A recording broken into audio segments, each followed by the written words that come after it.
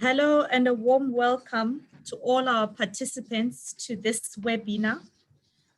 This is the webinar by SPII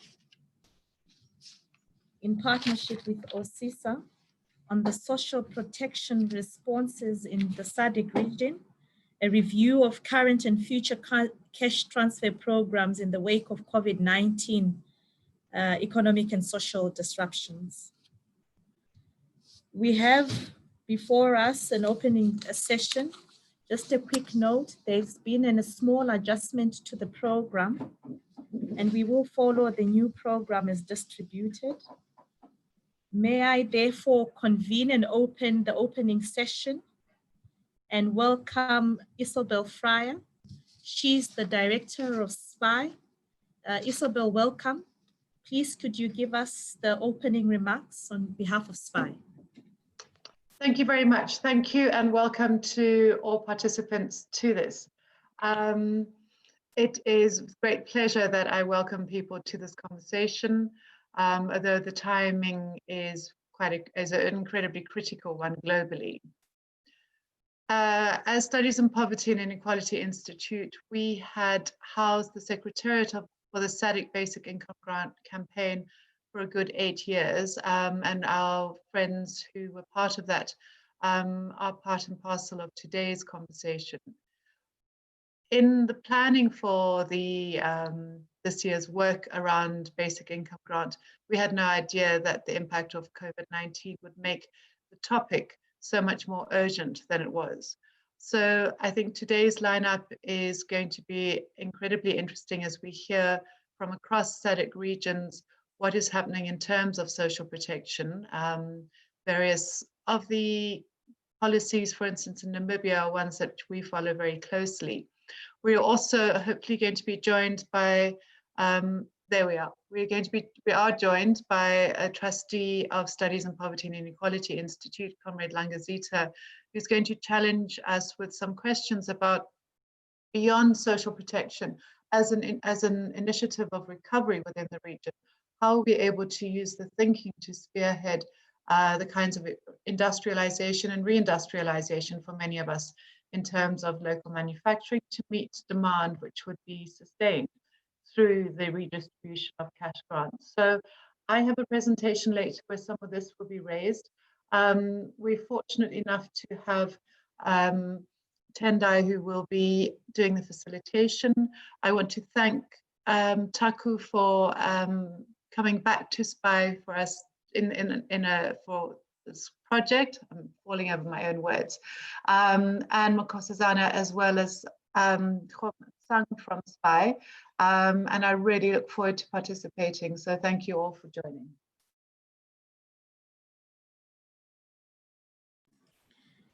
Thank you very much.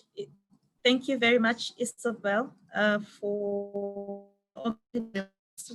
we indeed concur with you that the webinar does come at a very relevant moment to amplify the campaign and the demands of a SADC basic income grant, given that a lot of governments globally are resorting to undertaking cash transfers to millions of vulnerable households who are bearing the brunt of the COVID-19 pandemic.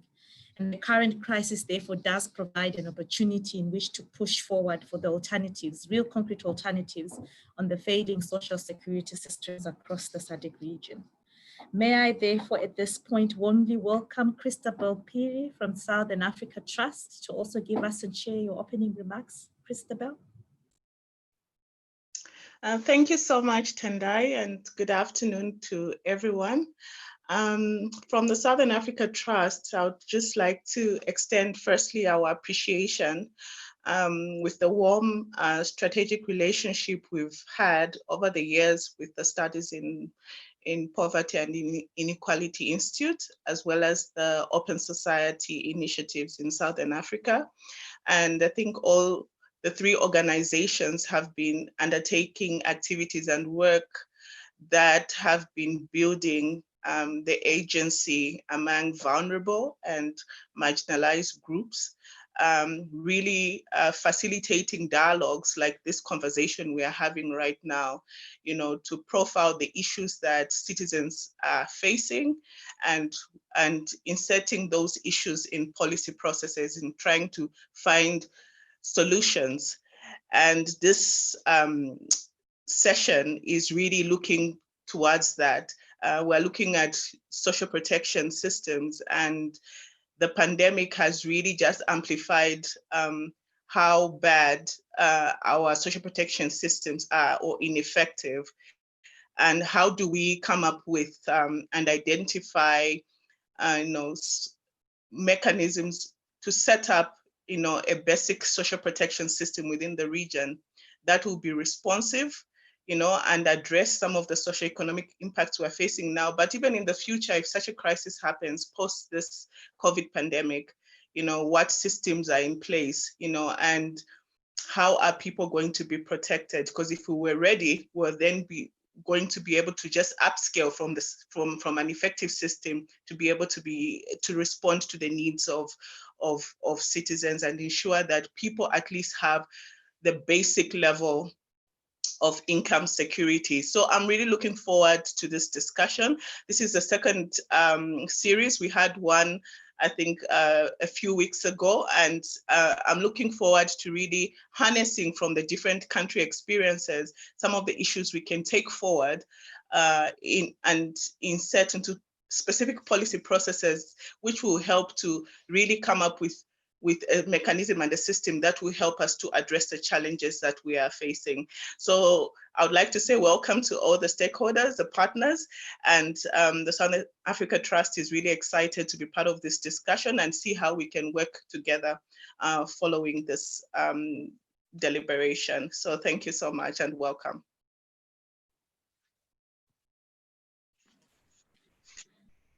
Thank you very much to both Christabel and Isobel for opening the webinar. We did expect Depros Muchena from OSISA, although he could not join us. We do have their support. And thank you very much to OSISA in partnering in making this webinar and this work possible. We will go straight into our first session and warmly welcome MutaleWakunuma. She is the Managing Director of the Institute for Social Policy in Africa, IPSA, from Zambia. And she's going to take us and walk us through looking at from programs to systems, perspectives on welfare and local solutions. Mutale, you have 15 minutes to walk us through this discussion and conversation. You have the digital space. Mutale? Thank you very much. Thank you very much to the partners that have put in time and effort to make this webinar a reality.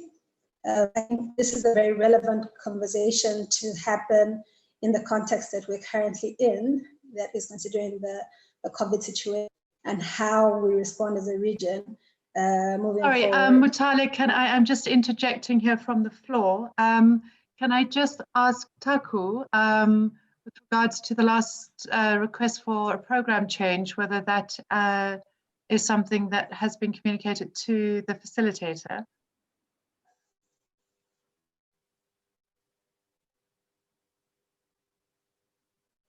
Taku? Okay, sorry, Mutale, you caught in the middle.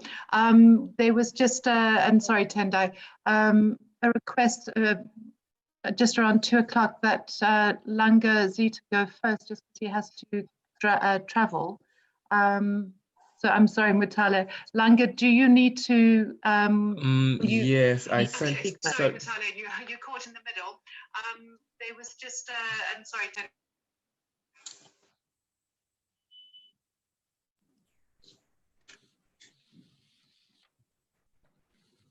Hello, I think we have lost Isobel a little bit, but I've heard her input. I think she wanted to point out that before we call Mutale, we may need to call Langa Zita to make input because he's supposed to leave and travel. I hope I'm correct. And therefore, Mutale, sorry if you could allow for us to let Langa Zita make an input. He's one of our board members of SPII, and he's looking at the session on the need to build reindustrialization on the back of BIG, the Basic Income Grant, social protection for building strong economies going forward. Langa, Zita, I hope you are ready. Can you hear us? Yes, yes, I am. I'm ready. Can you hear me? Yes, we can hear you loud and clear. Please go ahead. You have the digital space for the next 15 minutes. Please continue. Thank you very much, and thank you, comrades and friends. I really must apologize. I tried to wriggle myself out of this discussion, but I felt that it's an important discussion. But let me just squeeze myself in. I have to travel for the next 3 hours to go and see my mom, who's not well. So my apologies for this. I thought that I would like to engage. I've been involved in this basic income grant space for some time. I think Doug will remember that we had a workshop, a Southern African workshop, about 3-4 years ago, which I was asked, I think, to open because I'm the chair of the SPII board, which I opened. So I've been, even before then, I've been associated with this discussion. For instance, the very first discussion in South Africa on basic income grant, which was published by Jeremy Baskin in 1995-96.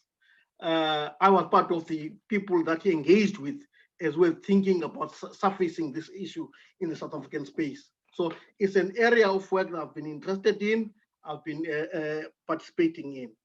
Now, I'm going to be focused on the relationship between the basic income grant and the issue of industrialization, okay? Firstly, I want to say that there's no debate in my mind that the basic income grant is an idea whose time has come. So it's something that will no longer be escaped. It's something that is important. It's always been relevant, particularly in the context of Southern Africa, in which there is a pronounced fragility of popular classes. Now, I think that what is important in getting to this discussion is firstly to say that we must issue from evidence, okay? We've seen with the Namibian pilot and with other experiences in Lesotho and other parts of Southern Africa that a basic income, some grants, some cash transfers have got a positive impact on the life of ordinary people. It helps to protect them. It helps them to be able to look at other issues, the welfare of their children, school attendance, health, and many other byproducts of receiving some cash transfers. In the South African case, the child grant and the old age pension grant have been very, very important interventions that have protected millions of people of South Africa who would otherwise have been destitute. So, so the use of cash transfers, social transfers, is a very important social protection. Is a very important intervention which states in Southern Africa and in Africa and across the world ought to be engaged with. The recent development in South Africa, in which the African National Congress, the ruling party in the country, has tabled the issue of the basic income grant in the light of the COVID pandemic, means that it is something now that is concrete, that there is now a committee, an NEC committee, that is looking at this thing, look at its feasibility because of the impact, the social impact of the pandemic. So it's something that in South Africa is concrete, and we're now dealing with it from a very material, not so long an idea, it is mutated and transformed into something concrete. But then why are we talking about some basic income grant? Why is it an important thing? I think a basic income grant is relevant to us for a number of reasons. One, because Southern Africa, be it Zimbabwe, be it Zambia, be it South Africa, okay, are victims of what has been called by Arigi accumulation through dispossession.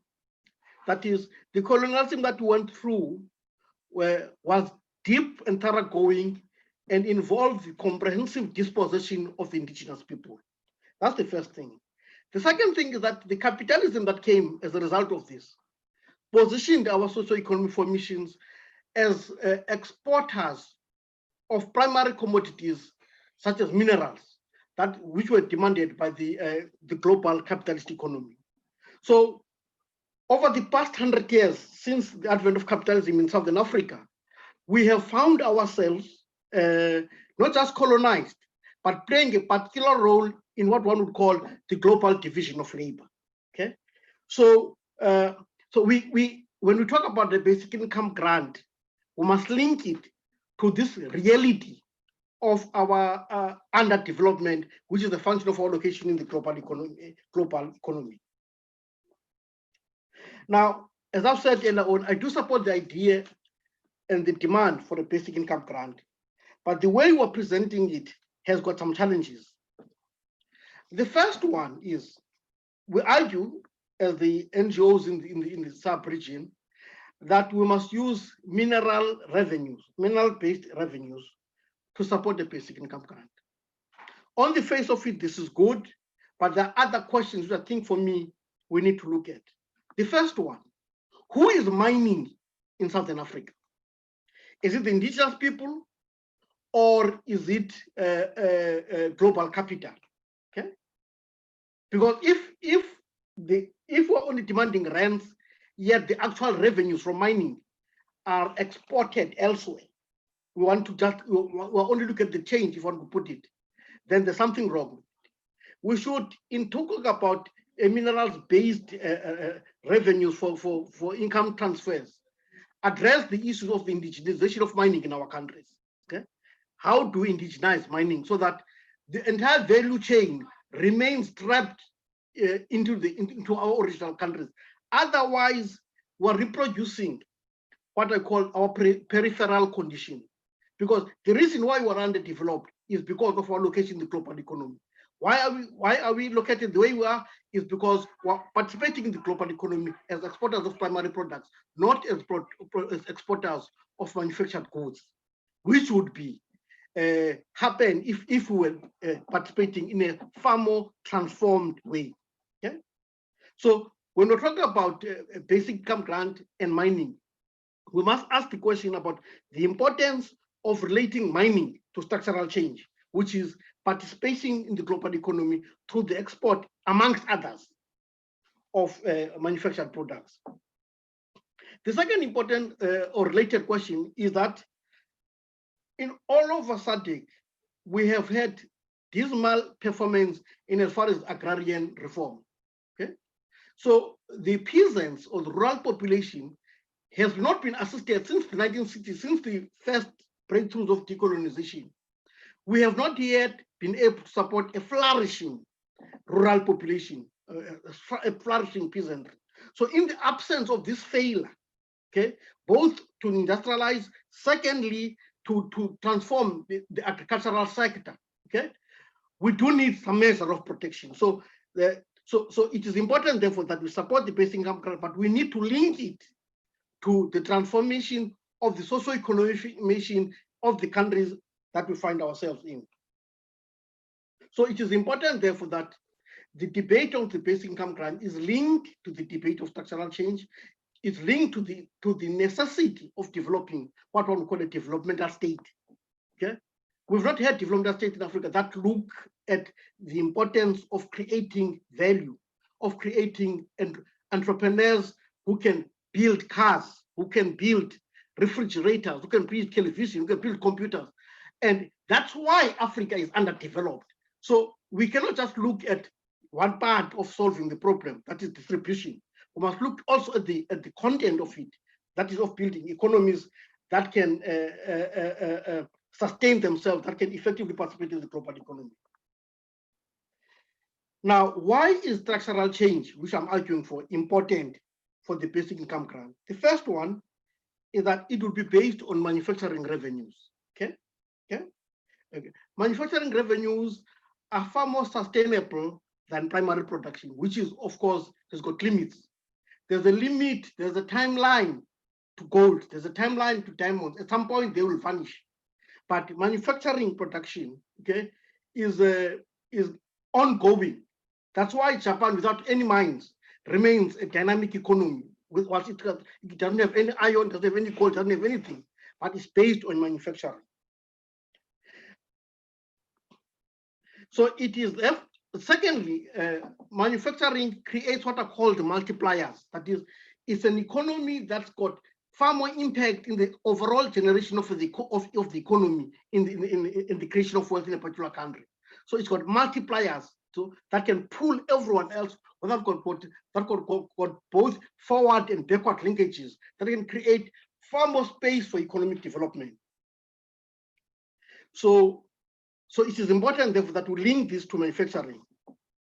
Now, manufacturing will also be important for financial transfers because it would increase the revenue. It would, than the limited revenue we would be getting only from mining. Now, why do we need basic income grant in our countries? The first one is that we need to protect, as I said earlier on, rural economies or rural populations who are very much vulnerable, because we've not had any agrarian reform in Southern Africa to note. Okay, we've not had any. So most developing economies, okay, because they've got a limited domestic market, one of the things that they do when they evolve is to create the buying power of popular classes.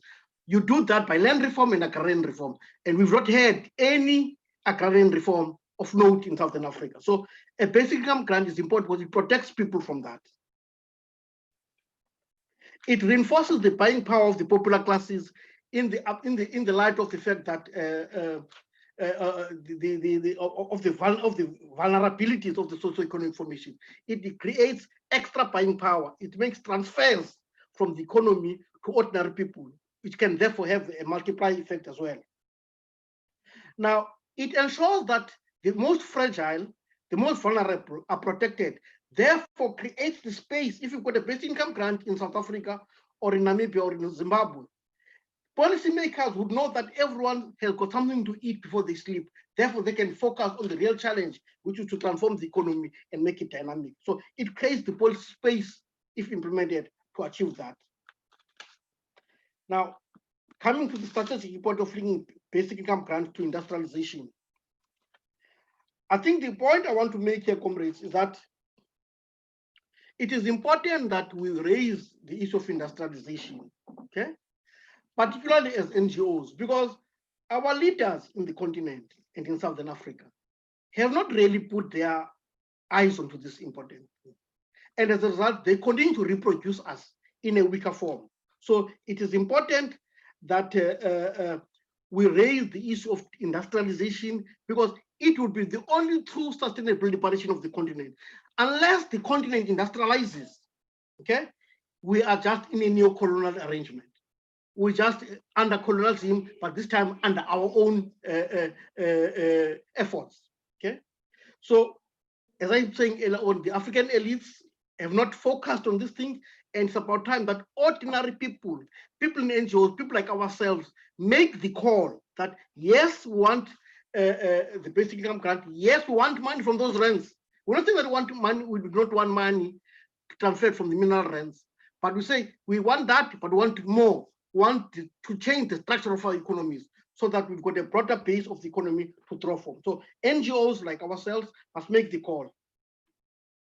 So it is therefore, therefore I'm arguing, comrades, that we do need the basic income grant. Yes, it should draw from the mineral inheritance that we have, but more importantly, it should also be used, draw on industrialization. It should be part of an effort to manufacture, to build manufacturing capacity in our countries, so that the grant itself is bigger, because the economy is bigger. It creates a more buying power, but it reinforces efforts for us to build the country, to build Southern Africa on a sustainable basis beyond what one would call the peripheral form.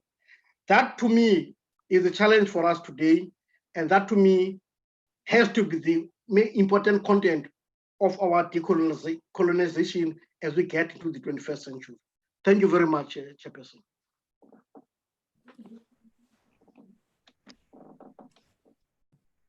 Thank you very much, Comrade Langa, for quite an insightful input.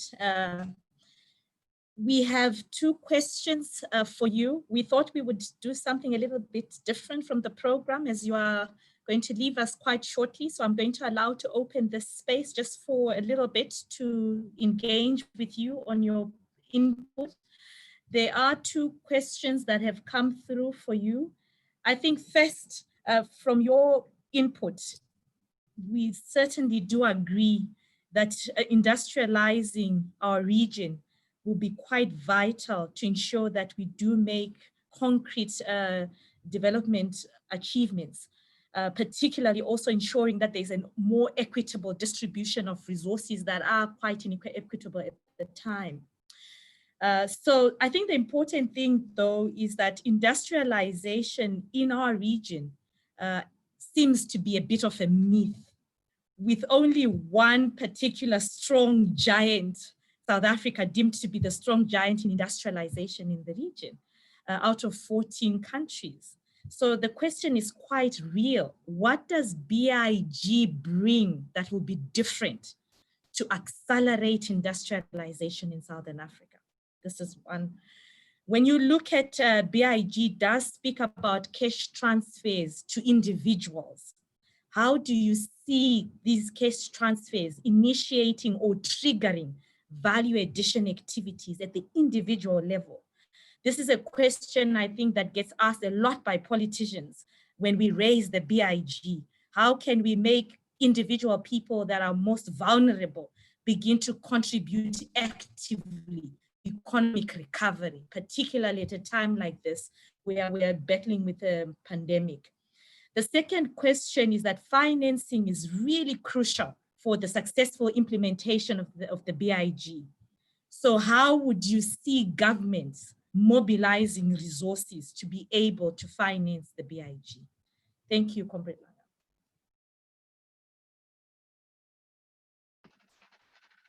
Langa. Thank you, Comrade Tendai.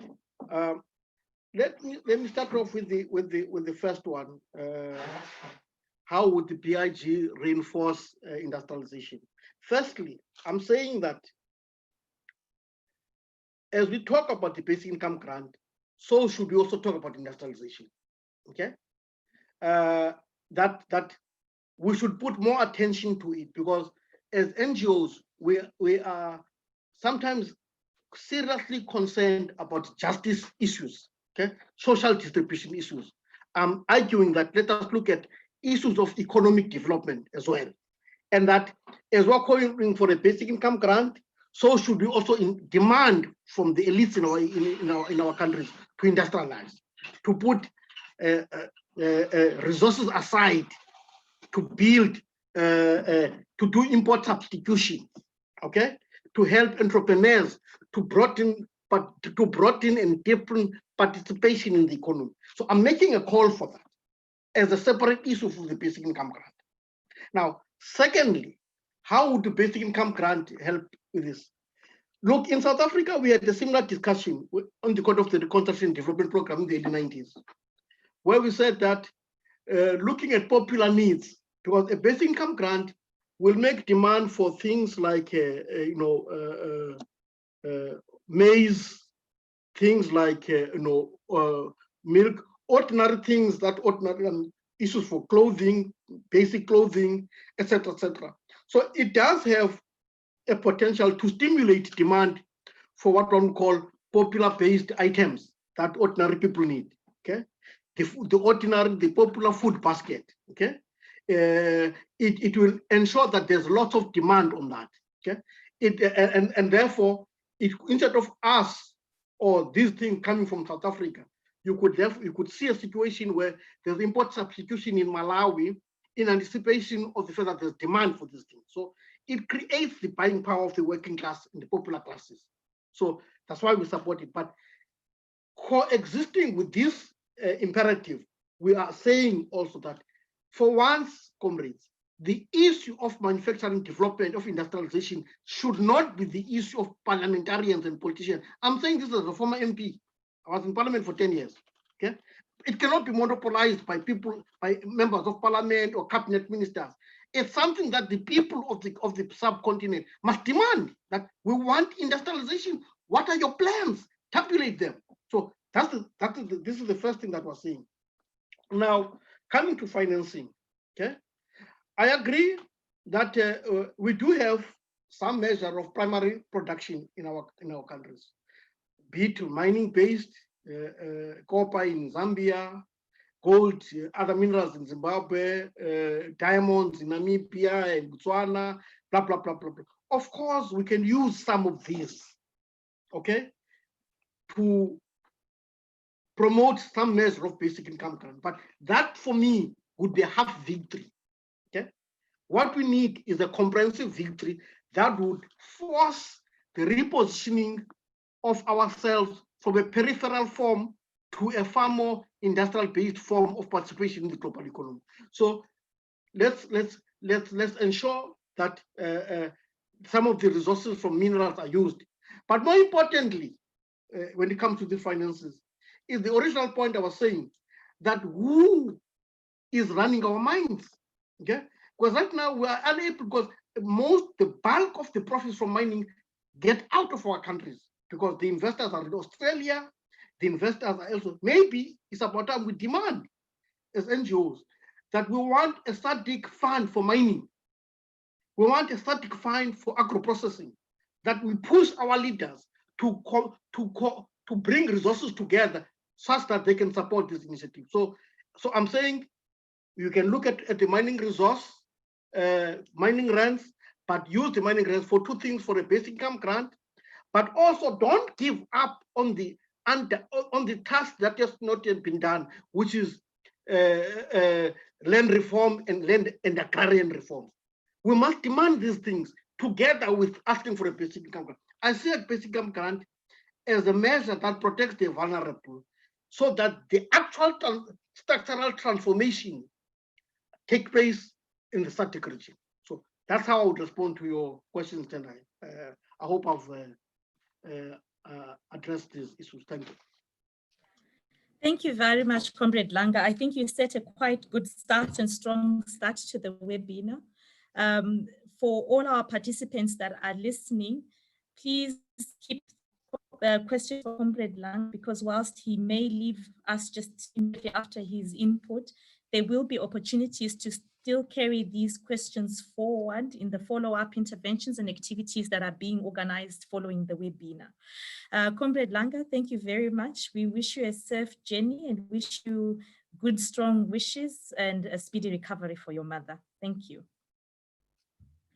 Allow us to go shortly into a small interlude to allow our next speaker, MutaleWakunuma, to prepare to come on board and to share her presentation. So just to give her a breath to catch up and regain her train of thought, and then we can go into the next panel of discussions. Thank you.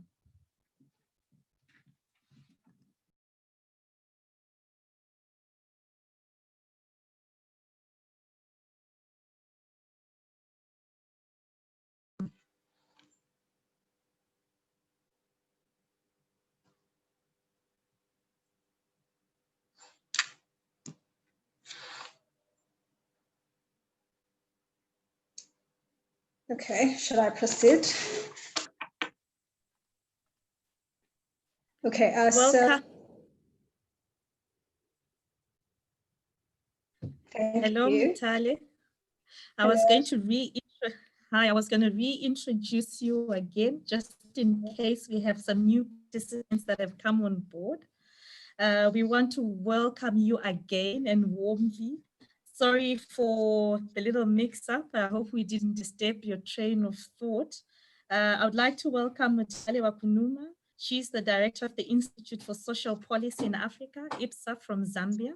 She's going to look at the topic and session on From Programs to Systems, Perspectives on Welfare, and Local Solutions. Mutale, you now have the digital space for the next 15 minutes. Okay. Thank you very much. I must have misunderstood you the last time. Yeah, so basically, as I was saying earlier, it's a very important conversation to have now considering the context and the times that we're living in. But I want to look from the perspective of social protection. I want to look specifically at how far we've come as a region in terms of social protection, where we're coming from. So we'll have a quick look back, beginning from Ouagadougou 2004 and moving on to where we are now. And then we'll just quickly look at the different programs that we have. And I'll speak briefly to the socioeconomic context of SADC as well. And then just a few perspectives on why it's important to move from programs to systems and how we can do that practically. So I noticed that the speaker did offer a few very valid points of why it's important to move to a basic income grant. But let me start with just a quick maybe definition so it's clear what we're talking about when we're talking about social protection in the SADC context. The definition derives from the SADC Code on Social Security, and they recognize social protection as being broader than social security and talk about it encompassing both social insurance and social assistance interventions. I think what's important in the definition is that it talks about whether it's public or private interventions or a mix of public and private interventions as encompassing social protection as well. So when you look at where we've come from in terms of social protection as SADC, so it starts in about 2004 when in Ouagadougou, the heads of state agreed and focused on poverty and employment really, or unemployment as the matter may be, and made it a primary focus for the region. And this was Africa-wide, not just SADC. And the recognition was that we needed to have in place interventions that could help to address issues of poverty and unemployment. From there, the resulting meeting that happened was a Livingston, what is referred to as a Livingston Accord or the Livingston I Accord, which happened in 2006 in Livingston in Zambia. And basically, this meeting set the tone for social protection starting in the 2000s. What this meeting was instrumental for was just putting the responsibility on governments to ensure that social protection was implemented in their countries and that it would be a response to poverty and inequality in their countries. So from there, the tone was really poverty focused more than being broadly developmental. In 2007, we had social security developed by SADC. And this then defines for the region what social protection is. And that's where I drew the definition earlier on of what social protection is.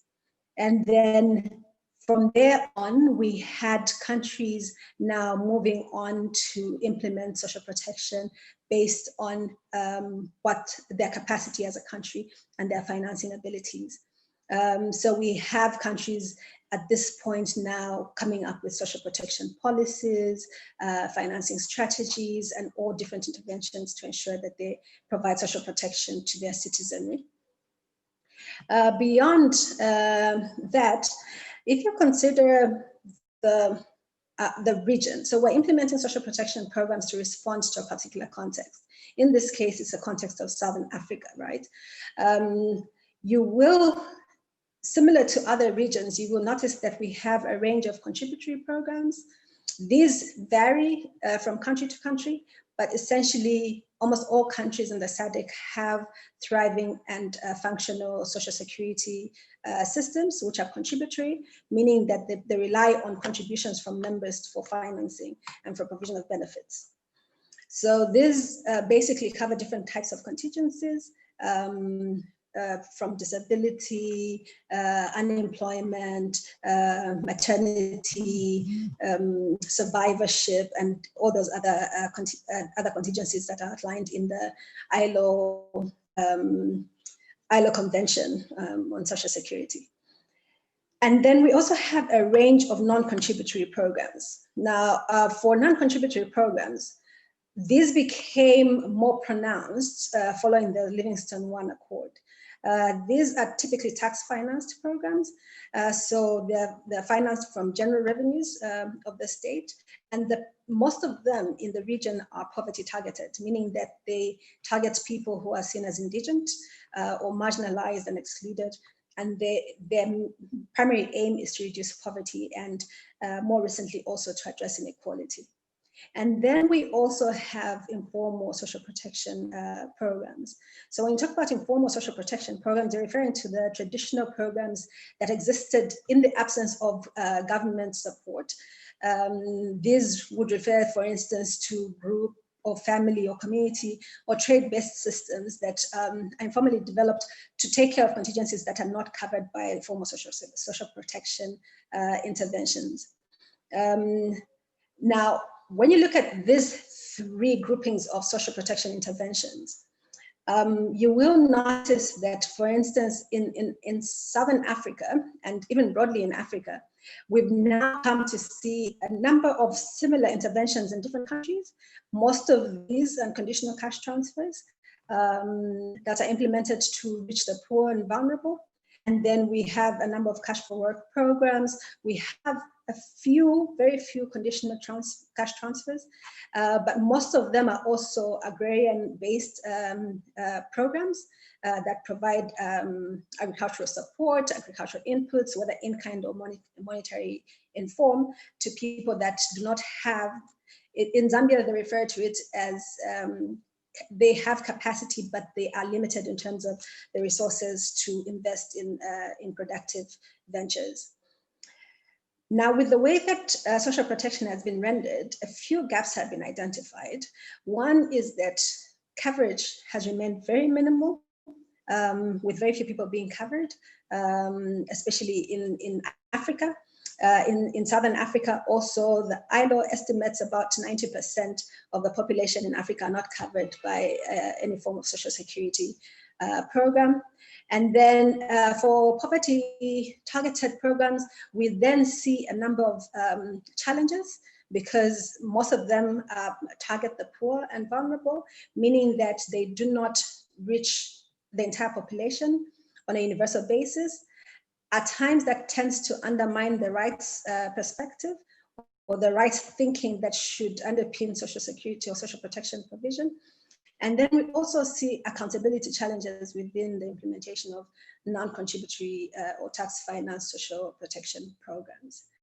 And then lastly, because when you consider social protection programs, particularly tax-financed social protection programs, you will notice that most of them do target women and children, but they haven't been conceptualized in our region in a way that they're based on the life cycle. So to provide for contingencies that will happen at different stages of the life cycle. So that does not seem to be a common trend in the region, and that is one of the big flaws of social protection programs in our context. How does that relate then to the context of COVID? Why is it important for us to consider the way that social protection interventions are designed, the way that they're implemented, and the way that they're evaluated in relation to COVID? What has happened, we find, is that most of the programs have been very reactive to situations and contingencies. So it's not based on a system that was proactively designed to provide for the different stages of the life cycle, to provide on a universal basis, and to provide from a rights perspective. So what has happened is that we have an incoherent design in the social protection systems that we have. So what we're doing is we're currently piecing together different interventions for them to respond to different stages of the life cycle. What this period provides us is an opportunity to stop, take a look back, and consider what we need to do as Africa and as SADC to ensure that our system is based on local realities, and we're responding to our context, and that we're responding to emergencies that might happen that we cannot foresee. That will have to be informed by the design of a system for social protection that is comprehensive, that is universal, and that is based on rights principles. If we do not do this, what we see is, firstly, inefficiencies within the system, Because what results from having fragmented systems is that we duplicate a lot of our efforts in implementing programs. We have a patchwork of initiatives that do not speak coherently together. We have illogical and poorly financed programs. So we do not have a financing stream to tap into to ensure that programs are provided on a consistent and sustainable basis. And then also, like I mentioned, we have reactive programs that are really chasing the context rather than the context, them being fit for purpose and being fit for context. And then I've mentioned this a few times also, normatively, we then have a problem because our programs do not follow particular principles that underpin social protection. For instance, universal principles that you should provide programs on a universal basis. Why this is important is that in most cases, what has resulted from the kinds of interventions that we have designed is that we have failed to reach the poor and vulnerable themselves, who should really be on the programs, in a systematic and comprehensive way. So we have to ensure that our systems are not normatively flawed. We also have programs that are very exclusionary, that do not cover life cycle contingencies, and at most times are not contextually appropriate. I say this because when you consider the different programs that we have, most of them, because we are relying significantly on donor resourcing of the programs, most of them respond to best practices that are imported into our context and do not always fit the context. And so what we're doing is we're trying to make a program fit into our context rather than thinking from our context and thinking what solution do we need to design that will be most effective for addressing the issues that we're facing in the region. So how do we get there then? What do we need to do as a region for us to ensure that we are designing programs that are moving beyond just welfare to ensuring that they are more comprehensive and providing for everybody on a universal basis? How do we move from having programs that respond marginally to minor contingencies to them responding to life cycle based contingencies? How do we ensure that our programs and our system is rights responsive or rights based? There are a number of things that we have to consider. Firstly, SADC itself has got a context in which within which it exists. For instance, our GDP is, as SADC on average, is 721 billion. And our population is about 345 million SADC citizens. But our GDP per capita is 2,060, which is an increase from even 5 years back, for instance.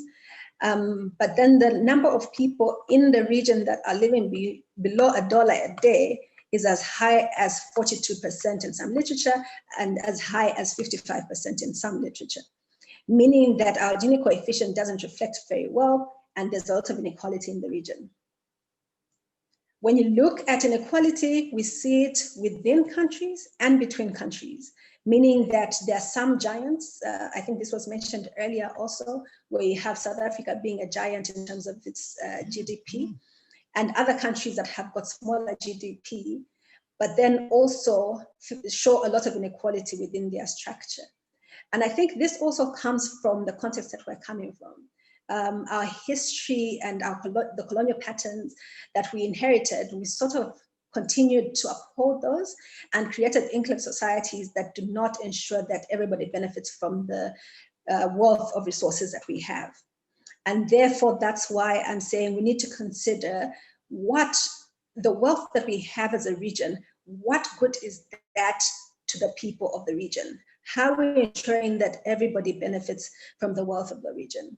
So that's important to consider. So now in ensuring that we respond to this context, how do we get there? We need to firstly design for SADC. We need to think local, think realistically, and ensure sustainability. We need to design comprehensively, meaning that we think the life cycle, we think the universal, and we think rights-based. Other than that, we need to innovate. And I think this is where the difference will really stand.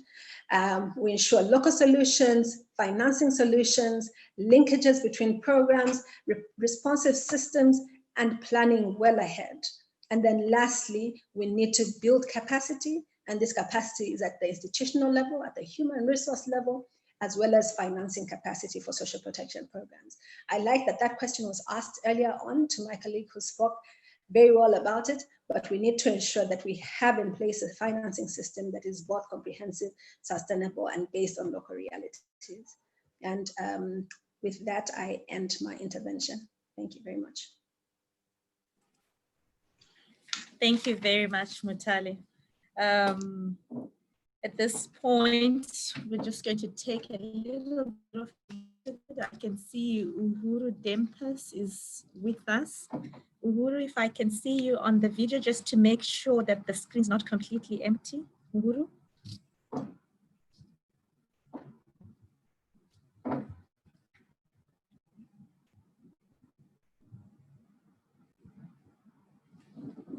Thank you. At this point, we would like to go to our next presenter. I'm very privileged to call UhuruDempers to make an input. I've known Uhuru for many years. He's been a big campaigner and champion of the basic income grant, leading some real pioneering work in Namibia, the basic income grant. So it's always a pleasure to have Uhuru amongst the panelists when we speak about social protection. Uhuru, please, a warm welcome to you. You are now an independent consultant and a member of the Namibia Basic Income Coalition. Today, you will walk us through looking at the Namibia Basic Income Grant, not just as an idea, but from moving from a pilot to national uptake and the possible role of civil society in this process. A warm welcome to you, UhuruDempers. You have the space for the next 15 minutes. Thank you very much for this opportunity. May I, before I start, just take a minute and wish my compatriot, my comrade Herbert Jauch well. He's not feeling well. You are supposed to be part of us on this panel, but we, on all of our behalf, we wish him well. I wanted to just give you a bit of background about the advocacy work around a basic income grant in Namibia, briefly about the outcomes of the pilot project, and just an update on where the campaign is currently.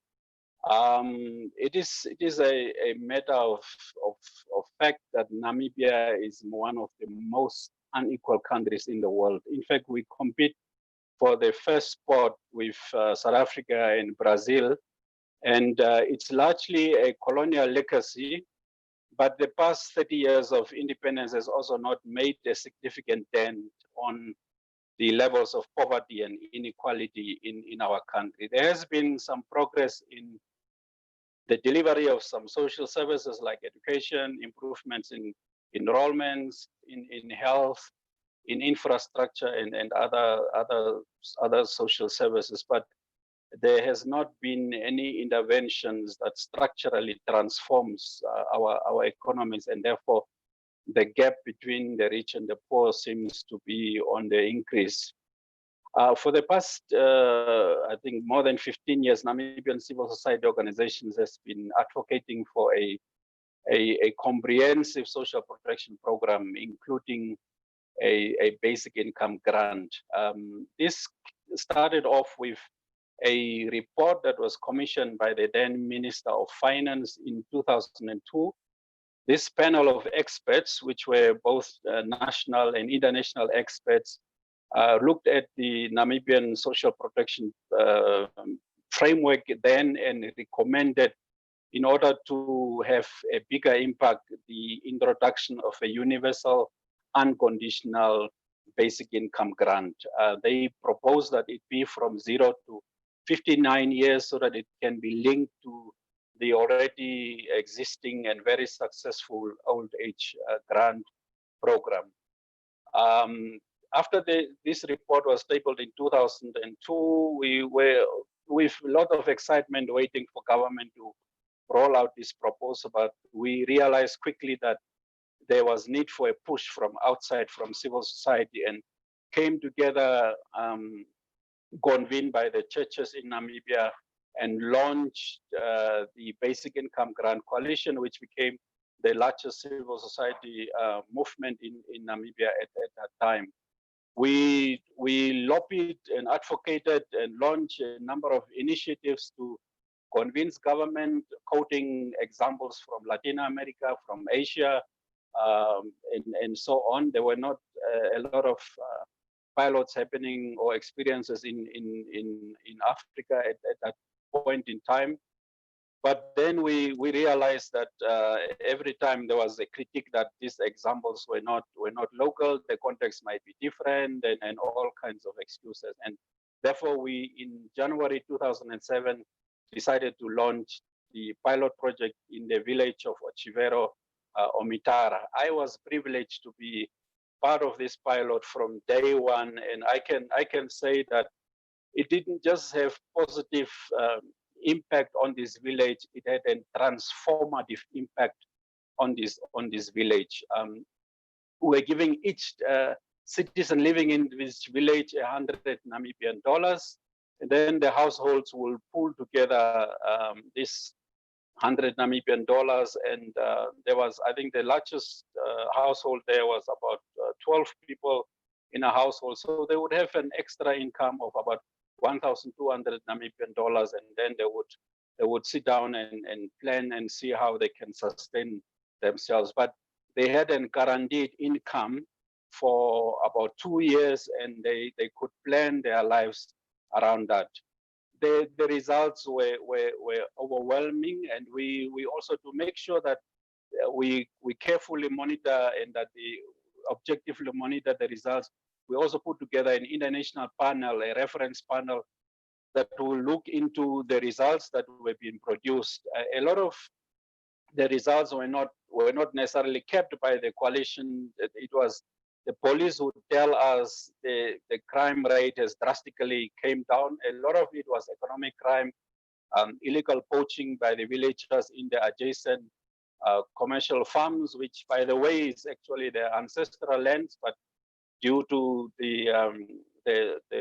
our past, it's now owned by a small white minority and also some absentee landlords. We saw a lot of economic activity. One shop owned by a white man, we saw in a few months people in the village establishing small spasha shops and what we call kuka shops and so on, and selling food products and needs. We saw job creation taking place, barber shops, shoe repair shops, all kinds of grocery shops and so on coming up in the household. The white farm owner was even complaining that people are no more coming and buying from him, not knowing that people were now having their own businesses. The impacts on education was overwhelming. The school even had to build 2 extra blocks so that those that were on the farms could come and enroll their kids. At the health, the malnutrition rate came down and even was better than the national rate of about 30%. The malnutrition rate came down. The visits to the clinic was telling us our income was about 250 a month. With the basic income grant, they were getting more than 1,300 Namibian dollars. On every level of society, we saw lots of improvement happening. And after 2 years, with the evidence that we had, we thought that we could convince our government. We invited members of parliament, all decision makers were briefed about the results and so on, and we were very optimistic. But again, the forces within government that were opposing the basic income grant had the upper hand, unfortunately. We continued with the advocacy and lobbying campaign. We also joined international forces. We were really surprised that this small pilot that we did in Ochivero became an international reference center, and that this village, the experiences from this village actually translated in a lot of masters and PhD degrees. We had film crews from almost all the continents coming to visit this village. We had the UN, we had other international bodies coming in and looking at the experiences of this village. So it really had a transformative impact. We, in 2015, were very optimistic when our chairperson of the Basic Income Grant Coalition was made the Minister of Poverty Eradication and Social Welfare. We thought it was a done deal that the Basic Income Grant was going to be implemented, because one of the, I think the motivations for the president to appoint him was because of him campaigning for this basic income grant, and we realized that we probably celebrated too early, and we still do not have today a basic income grant in Namibia. We now, before cabinet, have a draft social protection policy that is proposing a universal child grant from 0 to 18 years. And then we still have the universal old age grant. So we are grappling with the in between the 19 to 59 years. And there has been a number of proposals, and we have reactivated recently our campaign for the basic income grant, and we have proposed that there be a grant introduced for this age group of 19 to 59. We think with the current resources that Namibia had before COVID and so on, we could have afforded even 1,000 Namibian dollars for that age group. But with the realities of COVID and job losses and all that, we think we can compromise for about 500 Namibian dollars at least per month for those citizens in that group. And then we will have realized our dreams of a universal basic income grant. We still are grappling with the debates about universal versus targeted. During COVID-19, we had the emergency income grant, which was very quickly rolled out by government to respond to the challenges posed by COVID-19, where 750 Namibian dollars were paid to all those that are unemployed, that are outside of the income tax bracket, and we saw about 800,000 Namibian dollars paid out to citizens in those categories within a matter of a month. So we feel that the capacity is there from within government, even with the current resources, to be able to roll out a basic income grant. There's really, if you look at the tax-paying population, we're talking about, in Namibian context, about less than 200,000 people that are actively paying for income tax, and we feel that excluding this small population and putting up all kinds of bureaucratic mechanisms and structures and costly processes, we could, as was suggested by the NamBIG Commission in 2002, include even those ones, and then through the tax system, make adjustments to make sure that those that in the high income category do not necessarily benefit, but they kind of subsidize and sort of in a sense of solidarity pay for those ones that are at the end, at the receiving end of income. We have also proposed that we reprioritize the national budget, that there's some wasteful expenditure. There's recently a lot of allocations that is going to Ministry of Defense, which we cannot understand. We're proposing a levy on access on natural resources, minerals, fish, and so on. You have heard about the fish rot scandal that has rocked our country recently. It's only then that we realize how much income we actually could potentially make from fish resources, marine resources. We're also saying the tax collection can be improved. We don't believe that only 200,000 Namibians are eligible for tax. There's a lot of evasion taking place, introduction of a capital gains tax and inheritance tax, and increase of the tax for high income groups. We're also proposing that if this grant is introduced, the food bank that has been piloted the past few years should be done away with, so that people can use some of those resources that they get to buy food for themselves.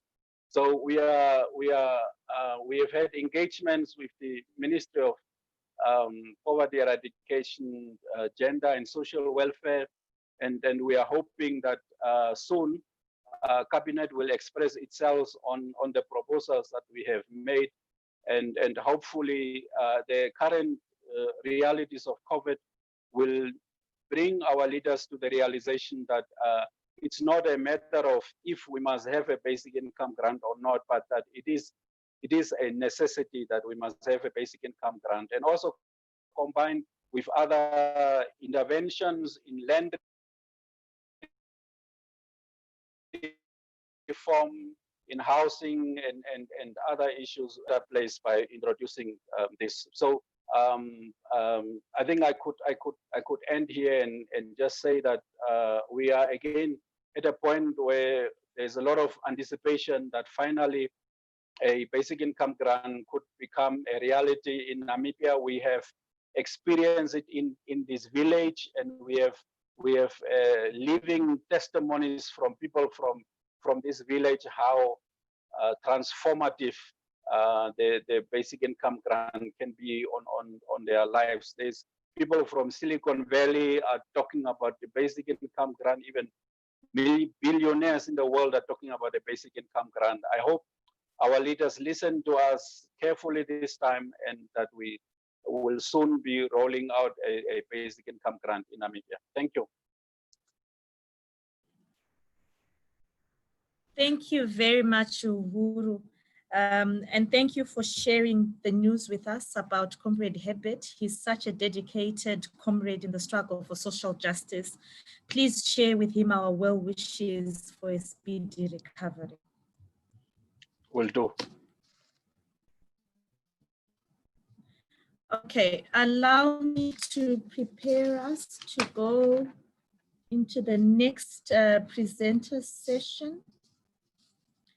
I think one of the highlights of the COVID-19 pandemic in the Southern African region has been how other SADC countries have looked to South Africa for not only determining or outlining what the COVID lockdown conditions and restrictions, but almost following the exact template that South Africa outlined.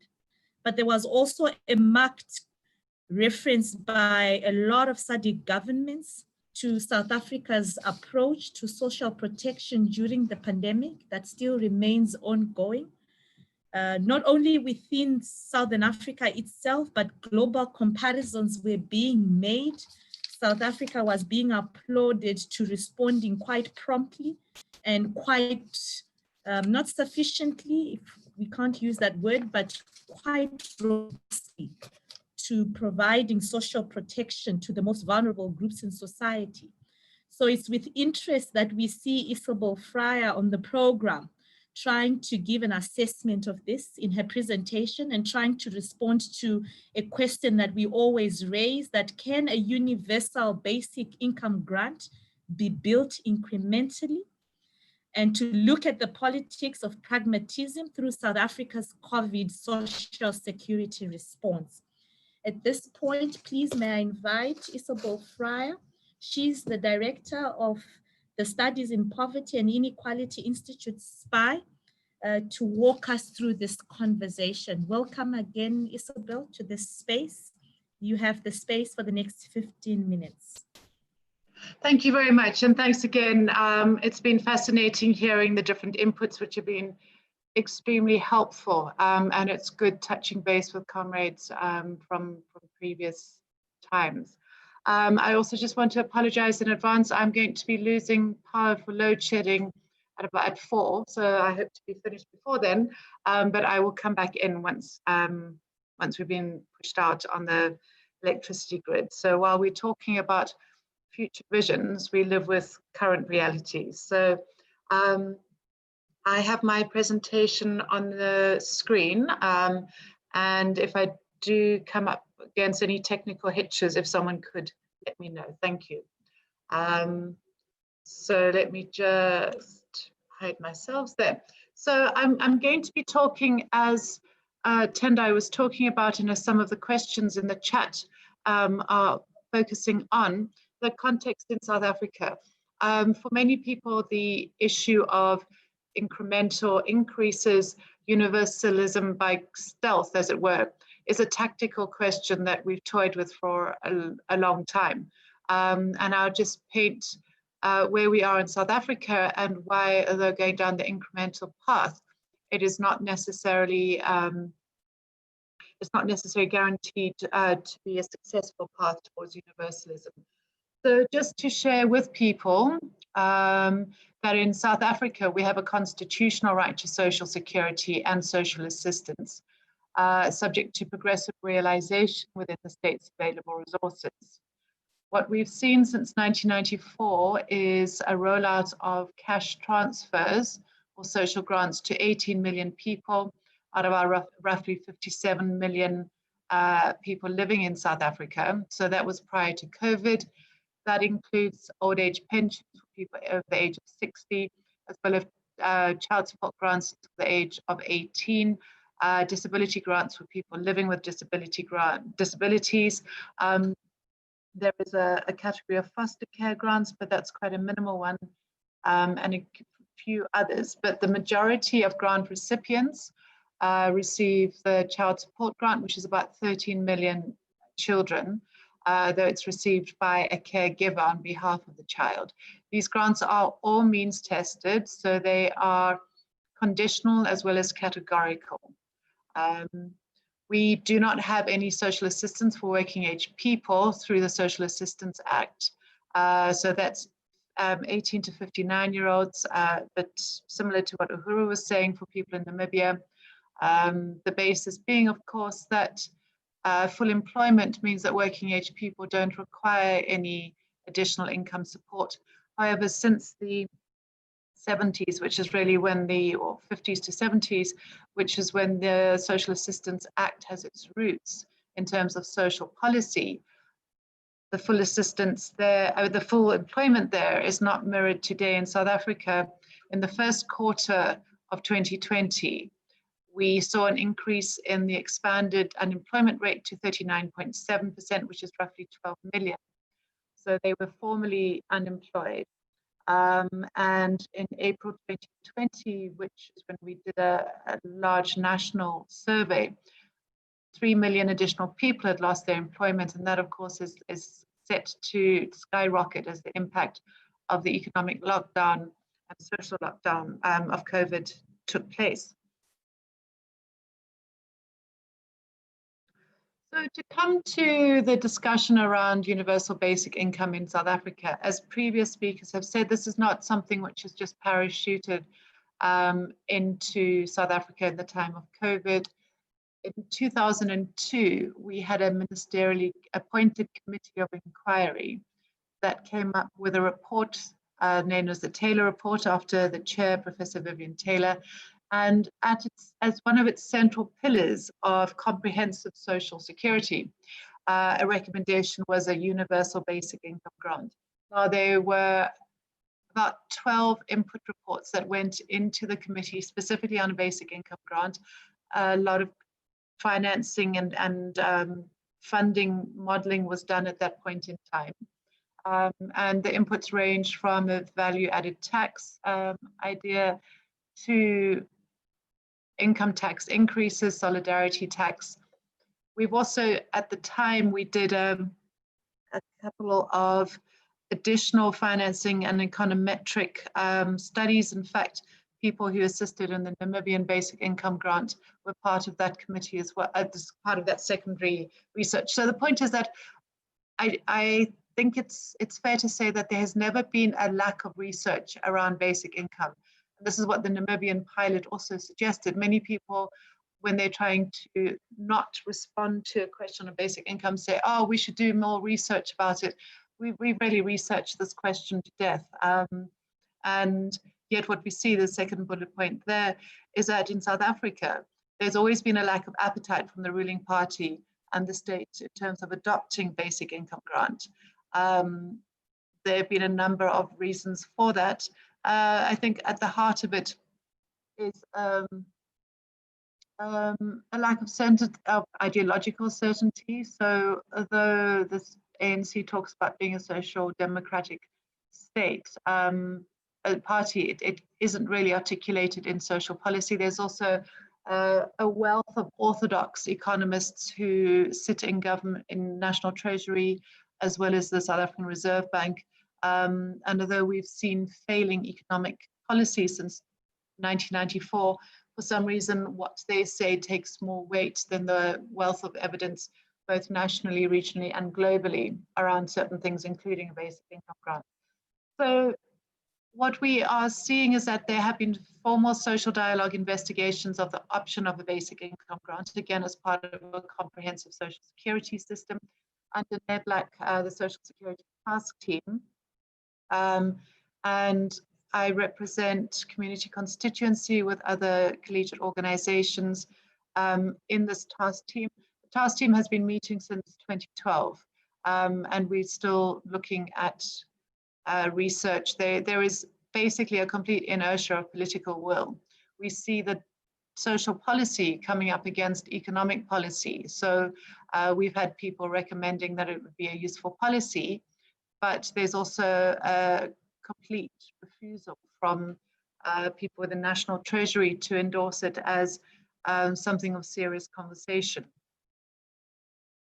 I'll come back to that in a couple of slides' time. So just again to reflect on what's happened since the introduction really of the COVID-related social and economic lockdown.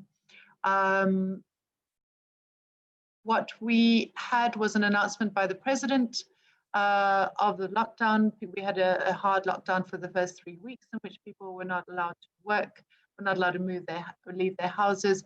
What we've had since then is a gradual loosening of some of those restrictions, but there was a serious impact on critical areas of the economy and specifically on informal traders who for many weeks were not allowed to trade. The question that we raised was, if people are going to be denied access to their income generation, they need to be compensated. A lot of the formal economy employees are covered by unemployment insurance, and a number of weeks of our negotiations were about how you expand that to people in atypical situations in terms of lockdown and COVID, and yet there was very little attention given to people who are not part of the formal situation.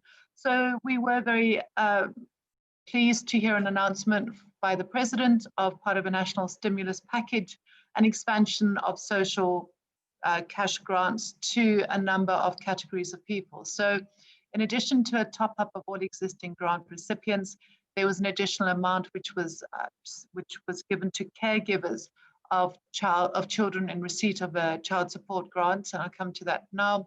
But also a new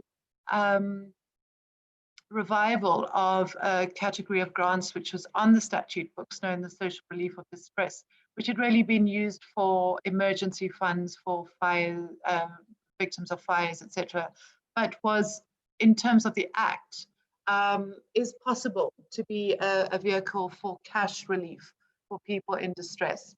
And I notice that there is someone from SASA on this, and it's really great that you are here. I think that SASA faced a number of administrators. SASA is the South Africa Social Assistance Agency, Social Security Agency, sorry. And that processes the grants for grant recipients. So there were many concerns about the delays of SASA in putting people on the books, in registering applicants for social relief of distress. And there were technical glitches which took a number of months of critical time. which delayed the receipt of cash relief by many people. I think the concerns that we had as well was that in terms of the policies made by policymakers and not by SASSA, there seemed to be areas of exclusion rather than any areas of inclusion. So there were a whole list of people who were not eligible. So the first, of course, was that you were not earning income. The second was that you were not in receipt of unemployment insurance, that you were not a government employee, that you were not receiving any other SASSA grants, and none of the NSFAS student funding. Unfortunately, a large category of people who had received unemployment insurance in the past but were clearly outside of that were rendered ineligible by the system. So that was critical. So you can see that the lack of universal approach means that our mindset is about who is not eligible rather than trying to approach everybody from the point of view of eligibility. And that really is a critical point for us in our conversations going forward. I think the other point that was of great concern to us is that because caregivers received grants for children and received a top-up as caregivers, they were rendered ineligible for social relief of distress in their own right. The net result of that is that most of the beneficiaries of this are male. So constitutionally, that is critical in terms of the rights to equality. This is definitely indirect discrimination, but it is also, it perpetuates this, the view of women as only being caregivers and not being people who are entitled to support in their own right. The other thing is that the assistance was rendered only until October of 350 rand per person per month. So even though there were delays in approval, it's not 6 months, it's only until the cutoff of October. So just looking at where discussions are taking place, I am taking a lot of time, sorry about that. There are discussions within the Department of Social Development at a high level, and there is quite a broad acceptance of how this would be sequenced. The DSD is leading discussions within NEDLAC, but have also been making representations to other spaces. So within the ruling party, there are two subcommittees of the National Executive Committee, the ANC Social Transformation Committee, in which the Minister of Social Development sits. And they have adopted formally the idea of a universal basic income grant. However, the Economic Transformation Committee has not. So we see that split right down the middle. Last week in NEDLAC, there was a resistance from the Minister of Finance when Community Constituency put forward the basic income grant as a point of the Economic Recovery Plan. The Minister of Finance said he wanted it to be noted on record that there is no adoption of a basic income grant. The President then came in and said that he thought it was a scheme that he was very much in favor of, and that there should be further investigation as part of a comprehensive social security system. So it was important tactically that the President didn't close the door on it, but it was just an indication of the resistance that, notwithstanding the level of complete destitution and starvation within Treasury, there is still no agreement, no willingness to engage. And we have a variety of civil society coalitions, not always talking together, but who are in support of it. So the point around one of the obstacles is the question of financing, and really around that we've seen a number of recommendations for incremental increases. So for instance, Vivian Taylor, who was the chair of the Taylor Committee, is now a National Planning Commissioner, and she made a representation to us in NEDLAC on Friday. And her recommendation is that you reduce the pension age from 60 down to 55, and then a further reduction, and you introduce a youth grant. So you increase from either side in a bit of a pincer movement. Her point is that it has to be universal by 2030, which is the first time I've heard a time frame put to an incremental approach. Tendai, I can't see any chat, so if you're probably telling me to finish up, I'll just keep on going until you use your voice to say so.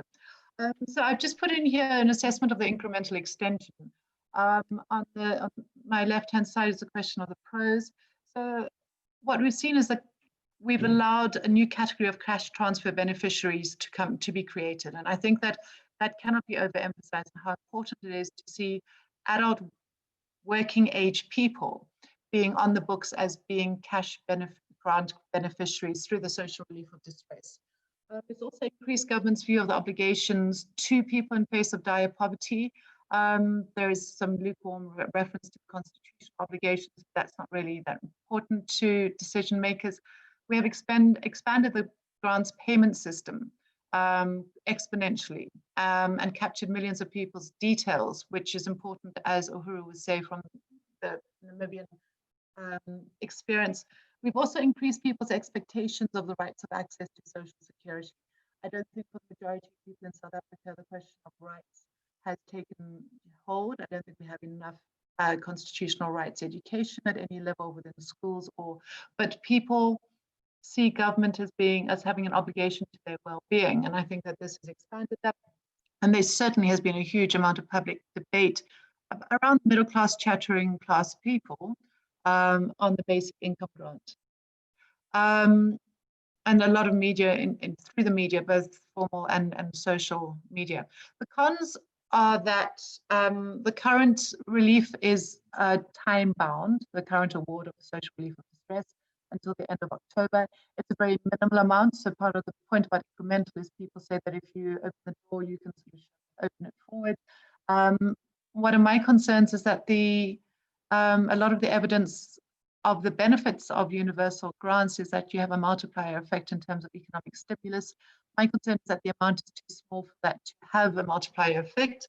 We're currently in a mess about the future of grants because we've opened it incrementally on a time-bound basis, and you've got this pushback from Treasury saying it's no longer humanitarian. As I mentioned, the critical gender inequality in terms of caregivers. We've also seen a really weird response, harking back to a historic view on extended public works programs as being a requirement for sweat equity. So people need, so says Treasury, to register for extended public works in order to receive any cash entitlement. That's archaic, it's insulting, and it's incredibly costly and time consuming to administer. The other thing about incremental is that it allows time for inertia. So 2 more slides. So the assessment is that there has been an overwhelmingly positive response from through the social relief of distress to the idea of cash grants being necessary. The third point, however, is that there are still people who think it's a waste of time to give money to the poor in an incredibly insulting and unacceptable way. There is a resistance to thinking about grassroots demand-driven economic impact. There's no thinking of the multiplier effect. And in many of our minds, and I include myself in that until we have thinkers like Comrade Langa, I've spent very little time thinking about the links between longer-term strategic reshaping of our country and our region beyond the impact of ensuring that there's redistribution through cash grants. So as weeks, days, and months go by, there is less and less urgency in using the COVID moment to expand social assistance. My view has always been that this campaign and demand must leave the chattering classes and be owned by millions of people directly affected by hunger and starvation. We also need to have the support by heads of state in both the region, the continent, and globally, as well as continental and international organizations. So the AU, the United Nations, as well as regional heads of state would be really good. One of the things the president said was that he was speaking to the head of Sweden, Prime Minister, sorry, and raised the basic income grant, and he was surprised that people rejecting it. So the Swedish Prime Minister and others, it would be great if we could see Uhuru some of the positive political endorsements going forward. And we must also never ever mistake tactics for strategy. So the temporary reforms of cash redistribution should never be mistaken for structural equitable change. Incremental should never be mistaken for universal. Thank you very much. Thank you very much, Isobel. You were well within your time, so that's great. Okay, So a few questions have been coming through from the live stream and from the chat that's going on. I'm just going to ask all our panelists to ready themselves to respond to some of the questions. Some of the questions are direct to each individual panelist, but I will also allow other panelists to make some input or contributions towards responses, because I believe that they are all experts in this area and can help to strengthen some of the responses to the questions to each of the panelists. So if I can begin with the question for Mutale, maybe let me just do a quick check to see if our panelists are here. Mutale, Uhuru, and Isobel, you're all here? I'm here, thanks. Okay, very good. So the first question is to Mutale. You gave a very profound argument that our governments often go from provide social protection through programs, and yet we should be moving from programs to systems. So the question is, what do you think are the primary reasons that Southern African governments continue to rather push poverty reduction as programs, social protection as programs, as opposed to systems? And what do you think should be the counter argument to each of these primary reasons for governments refusing to change the approach?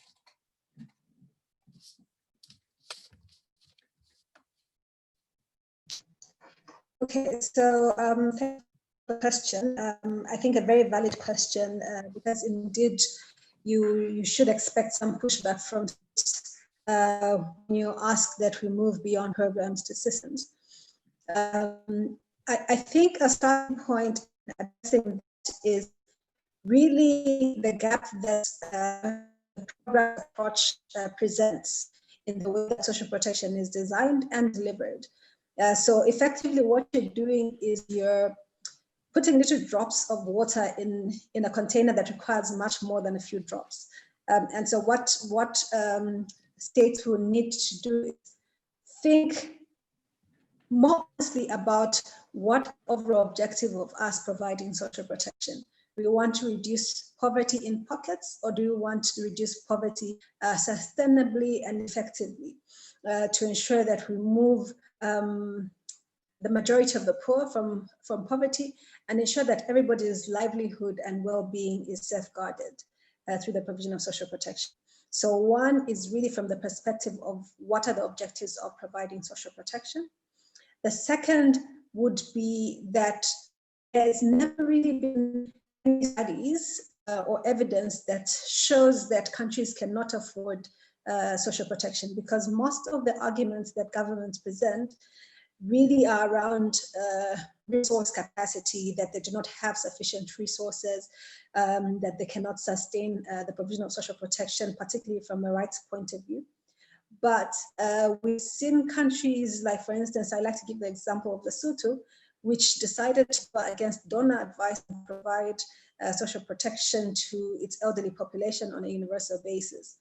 And so I think what becomes critical then is the realization that this is not really about whether the ability of resources, but it's really a question of both political and social will in governments making sure that there's enough resources for financing social protection.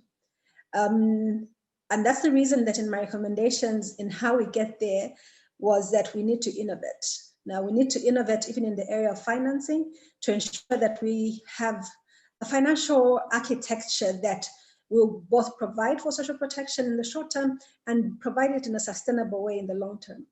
I like the fact that the speaker before me had actually raised these issues. I mean, even beyond just relying on our natural resource wealth, there are other ways that we can innovate to ensure that we have sufficient resources to provide for the poor and vulnerable in our societies.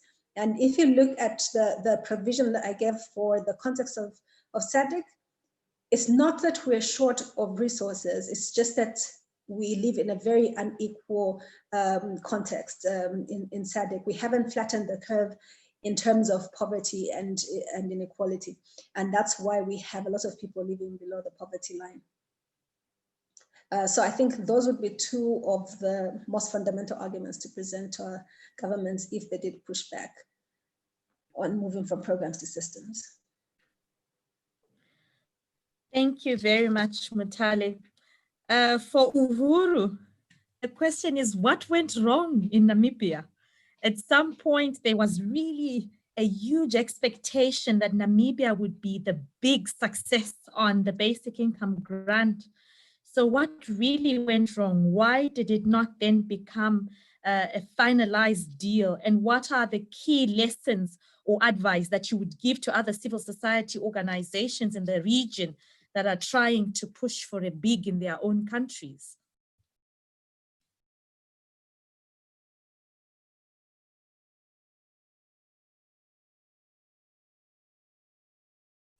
Comrade Uhuru, can you please first unmute your mic so that we can hear you? Thank you. Yes, sorry, I got excited about the question maybe. Yeah, there's a couple of lessons that we have learned.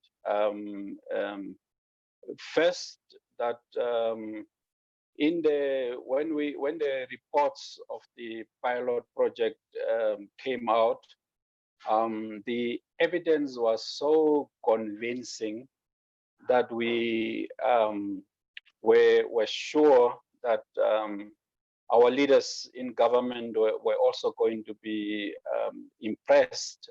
In fact, some of them that we took to the village that spent a whole day visiting households just randomly and engaging with people, they were telling us there that we are going to change our minds. Even if my party disciplines me, I'm going to speak out in favor of the basic income grant and so on. But we realized that because of the dynamics within political parties, within the way our representatives are appointed and elected, the democratic processes within parties, people always think as if they owe something to the leader that appoints them, and therefore these leaders that we thought we convinced we did not really become champions for the basic income grant, and betrayed even the people that they promised that they met and promised that they were going to become their voice in parliament and other places. I remember when the former president Pohamba said in parliament that he's not in favor of a basic income grant. Why should he, the president, get $100? It will promote dependency and all that. We're expecting that there would be some voices sort of explaining and clarifying and trying to engage in a debate, but it all went silent. I think the second lesson was also when our own chairperson of the basic income grant became minister. I think we became sort of complacent. We let the guard down too early. I think we celebrated too early, and I think we should have, even that time already, continued with aggressive lobbying and advocacy and so on, and even think of some radical ways of demanding for a basic income grant. But that also did not unfortunately happen, and we only realized much later that this was a shortcoming that we have overlooked. Of course, around that time also, it was really the start that we started to experience an economic crisis, and the opponents of the basic income grant used that to indicate that yes, we would have loved to consider it, but given the realities of government income and so on, we cannot do that. But also we I think are now at a stage that with the crisis of COVID, we can't think of any other way to rescue people that have been made redundant, people that have no means of income, people that have been laid off in the tourism sector, in the aviation, in other sectors, massive job losses and so on. So it's not just an income grant to substitute income, but it's also for those that are unemployed. It would probably be for many households the only income that they would have to be able to survive. Yeah, but we have learned a number of lessons, and we have also documented the 10 years of experience of advocacy of after the pilot project, and that booklet is available on the website. People can just Google 10 years of basic income grant in Namibia or 10 years after the pilot and read more of the lessons that we are drawing there. There was another question that came that I saw on the chat. I don't know whether I must respond to that now or there would be another opportunity. There was a question around the emergency income grant, how successful that was rolled out here in Namibia. Please go ahead and pick it up, ComradeDempers. I think the question speaks to your input and suggestion that Namibia gave out a 750 Namibian dollar cash payout that was administered during the COVID pandemic as a government response. And then the participant wanted to know what have been the challenges in the implementation of this particular cash transfer. And they do make a comparison to South Africa's attempt under the Social Relief of Distress grant, which they argue from a South African perspective that it was poorly implemented. So I think you can go ahead and then present a response to that, and then we can take another question for another panelist. Thank you. Yes. Yes. For us, the rollout was surprisingly successful. The kind of technologies that we used, the cell phone was a main element, played a major role. The applications was mainly done through cell phones, where people were there was some kind of a questionnaire sent to people, and then they could complete that, provide details about their current status, their personal details, and so on. And then this was verified against whether they were paying taxpayers, whether they were employed, whether they are receiving any other social grants from government, and so on. So when government announced this, they said they were looking at about reaching about 800,000 people. And the last time the Minister of Finance was giving an update, we had about 700,000 people that had received this grant. There was still about 100,000 people that were in a queue. Their details were still being verified, because some of them, although they have been unemployed for years, are still on the tax system as paying tax. And then some that didn't have national documents still have to be verified whether they are really Namibian citizens, and just other details around surnames spelled with clicks and without clicks, and all those kind of little details. But looking at the time frame that it was designed and rolled out, I think it was impressive how this was done. If the means testing was removed, if it was just given to everyone, it would have even been much successful, and it would have been without these glitches and these 100,000 people. Still a significant number of people, probably some of them that most needed this, were excluded. We had 2 engagements with the minister to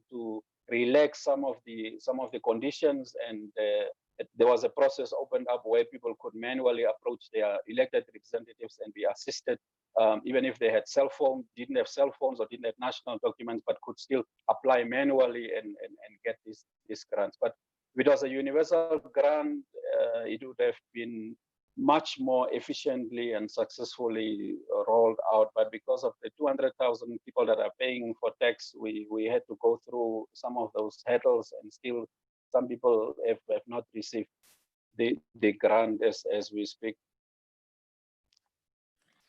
Thank you very much. Thank you very much, Uhuru. I'm going to pick up a question for Isobel. The question is in relation to your viewpoint, whether you see the push for an incremental rather than a universal implementation of the grant to actually be a potential way to lose some of the benefits of actually fighting for a BIG, including the economic multiplier effects. Do you feel that this shift is actually a failure that's materializing, or do you think it's just an opportunity or opening in space in which to begin the conversation and then push for universal implementation? Isobel, I hope we didn't lose you to the load shedding. I mean, that's really what I was hoping to share at the heart of my presentation is I think that we've lost out on the ability to prove the multiplier effect. I think that, of course, cash relief was needed quite urgently. And in that sense, it's addressed some people's utter destitution, but it has made more acceptable the idea of giving cash to working age people, against which there was an ideological opposition previously. I don't think that it has in the immediate term taken us anywhere closer to a universal basic income grant. So I don't think, for instance, it's something that's going to be announced in October.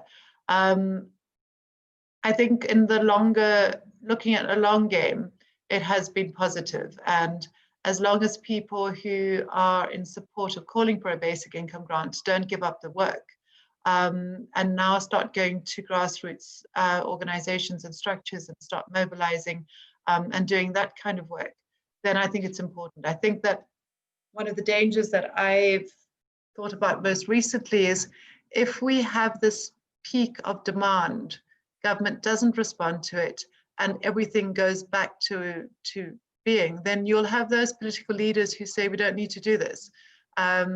So until we get millions of people on the street demanding it, I think that we are in danger of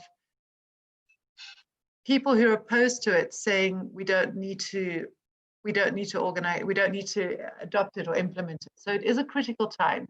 And I think the balance of forces have changed.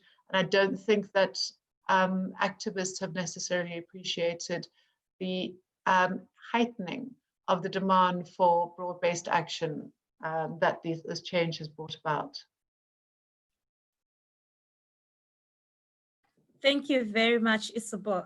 I want us to slowly start moving towards the way forward and having you as SPII speak on that in Southern Africa Trust. But I think I have one fundamental question that may help us to begin to move to the end of our webinar. And it was addressed to all the panelists. And taking into context what Isobel was saying in her own presentation in the kind of final words you just gave us now, that, on the ground, there was, if there's a need for a real swell of support and an amplified voice calling for BIG, at some point, I think there's an increasing sentiment that at some point the BIG coalition was massive. And it was a powerful movement. It was visible, it was loud. And the question is, what went wrong with the coalition? And how can it be revived? So maybe I will start a little bit with Mutale, if you can share your own perspective looking at that in Zambia. And then Uhuru, if you can also look at that again with your experience in Namibia, and then Isobel maybe in South Africa. And then we go into a few sessions to say what would be the takeaways and what would be the way forward. So I'll start with Mutale. What would be your response?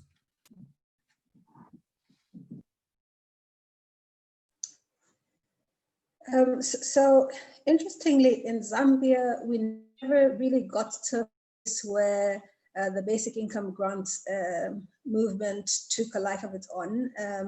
I think much of the conversation was still happening at the regional level, and we were part of that movement and championing the idea of the basic income grant.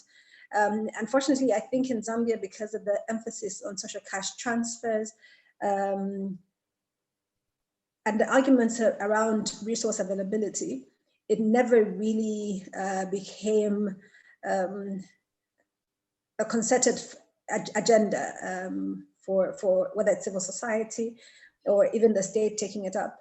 And I do think there's a huge place for it now in ensuring the provision of social protection through a basic income grant, because that's one sure way of ensuring income security for everyone, and it should be championed on the basis of a universal right for all citizens of a given country.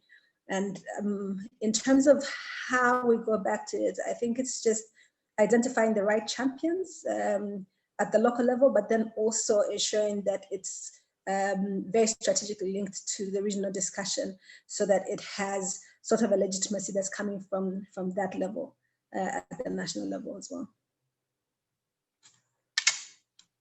Thank you very much, Mutale. Uhuru, what would be your key inputs in a minute on responding to this particular?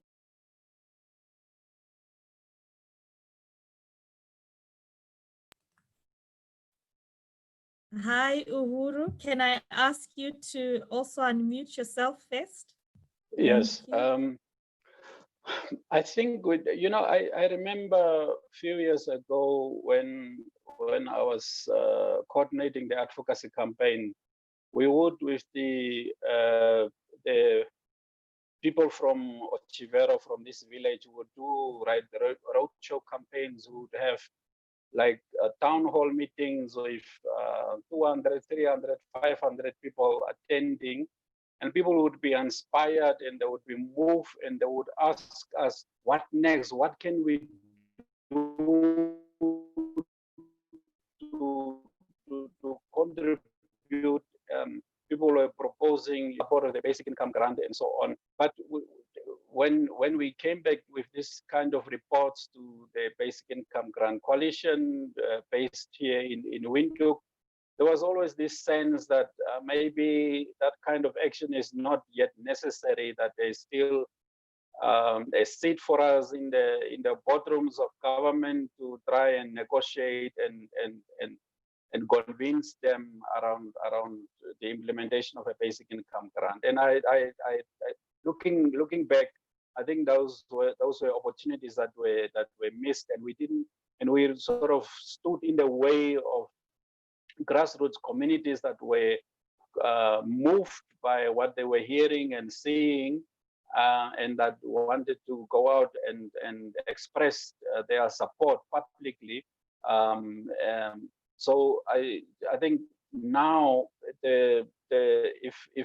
if the current engagements are proving to be unsuccessful, I think that's a real option to demonstrate that there is a popular support for a basic income grant. I was telling people from the Ministry of Poverty Eradication and Gender last week when we had a meeting on some study that they are still doing around feasibility of a basic income grant, which we said is really irrelevant, it's outdated. But we were saying that we can remember their national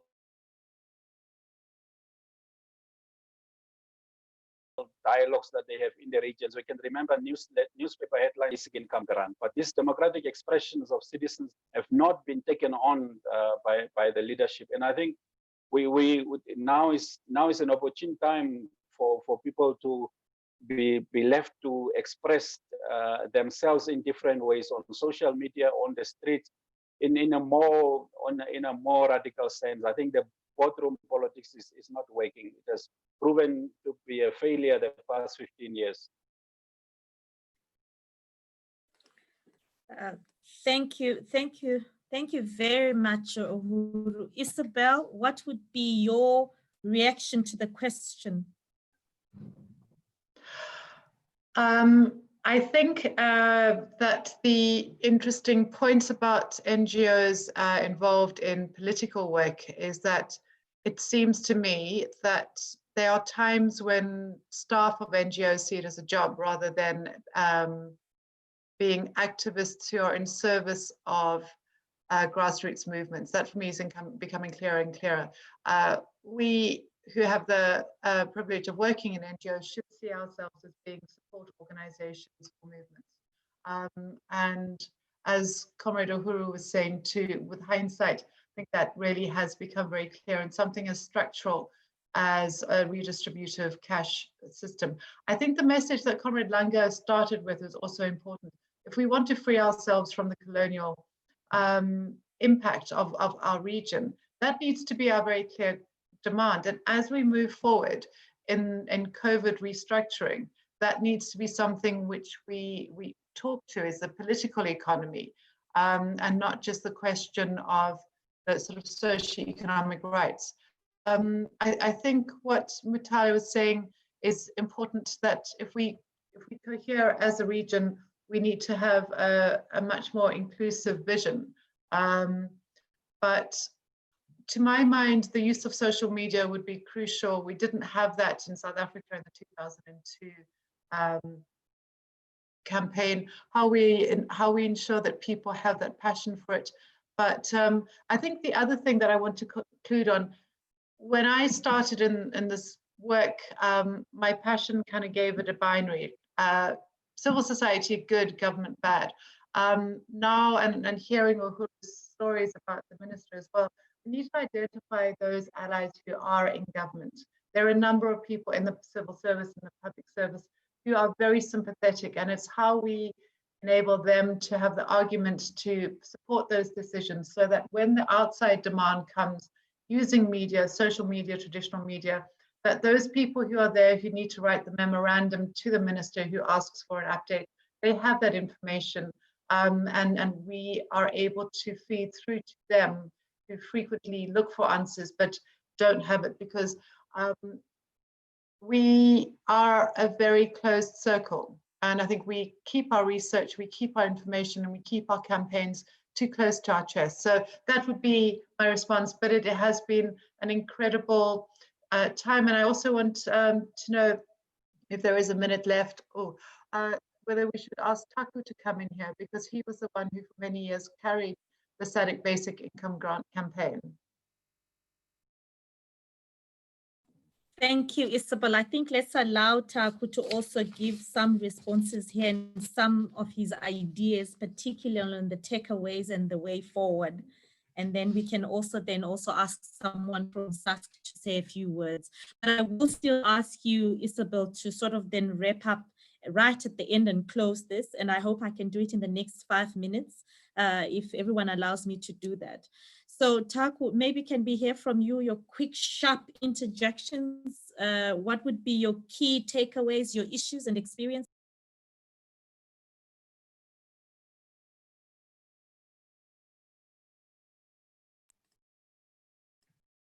Taku?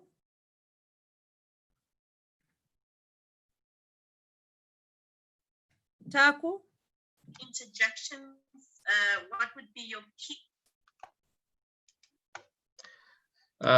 Can everyone hear me? Can everyone hear me? Yes, we can hear you now. All right, apologies for that. I was actually tuning in via YouTube, so I had muted my Zoom. But I think it's quite important that, and I'm happy given that the fact that the campaign has been running for years, and up to now, we have come to a point where there's renewed energy on the rollout of a basic income grant. So in a way, COVID has actually done us pro basic income campaigners a good job, because then we have to now start renewing the interest, and also looking at how things need to be done this way. We have ample experience, as already highlighted, on what went wrong, what needs to be done. And it's now an option moment for us to take this further and actually with renewed energy and passion, driven by the fact that it's not only the poor that need to be taken care of, but the multiplier effects from the economies, from the impact of this rollout of a basic income grant will immensely contribute to the development of all economies in SADC, and also reduce the vulnerabilities that we currently face. So going forward, obviously, from our perspective, we feel that the work needs to be continued. We need to continue with the work and just push to ensure that at national level implementation is done. Thank you. Thank you very much, Taku. Christabel, I hope you're still with us. Would you like to share some? Thank you. Could you please share some closing remarks with really highlighting what are your key takeaways and your suggestions for the way forward? Thank you. Just to say, this has been a really informative discussion and so many opportunities for collaboration. The Southern Africa Trust has really been working within some of the SADC spaces on various thematic areas, trying to push for this regional national linkages. How do we ensure what is adopted at a regional level is also implemented at a national level? So we see this work as an important opportunity for possible collaboration and working together. The Trust have a project around social protection, but really looking at the mining sector, where we have been working with Miners Association, trying to help them to access their unclaimed benefits, and have also worked with SADC in helping them develop. We did research and also helped in developing a policy framework to facilitate the cross-border portability of social security benefits, which will benefit not only the miners, but also migrants that are moving within from one country to another. So in those spaces, we probably do not touch so much around the basic income grant, but that will be an opportunity to say, when we are engaging in those spaces, can we bring this conversation and to say, how can countries begin to implement systems that facilitate the coverage of more people and ensure people have access to that? So I think there's so many opportunities for partnership and collaboration, and inviting each other on different spaces so that we can continue to profile this issue. And I look forward to working with the different stakeholders on this platform and see whether there are possibilities of joint activities. And thank you so much. Thank you very much, Christabel. I think that's a very nice offer. We always like to then hold you right to that because your role in this to really inject the momentum again on the basic income grant would be really welcome. Isobel, I will allow you to then wrap up for us in closing remarks. What would be the key takeaways and the overall way forward that SPII would take beyond the webinar, beyond today's conversation?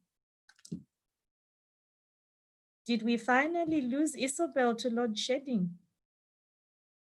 I think so, but she should be coming back in 2 minutes. I think let's just stretch out a little bit and give her like 2-3 minutes. I'm sure she should be back. In the meantime, just stand on standby because I'm sure SPII would still love to have the last word on this.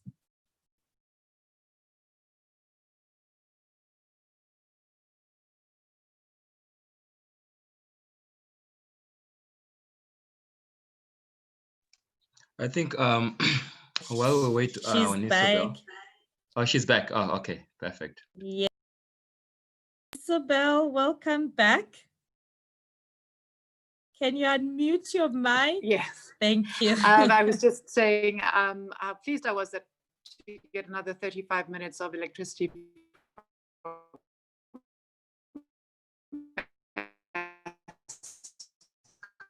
But I just want to, for this, the exciting thing, and I'm sorry, Christabel, that through the, we are also doing an informative research output to Namibia. So we're going to be having quite a deliberate capturing of their experience right now. From webinar, we'll go into an output report, which we'll use as the basis for a further regional advance of work starting next year. So we do want to see this continuing. And I think for me, it's really exciting seeing younger activists coming up, while some of us elders take a back seat on this. So I think the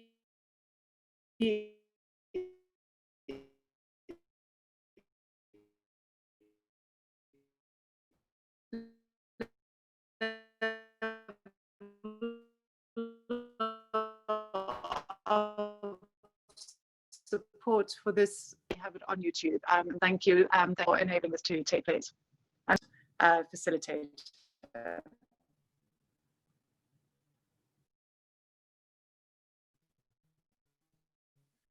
Thank you very much, Isobel.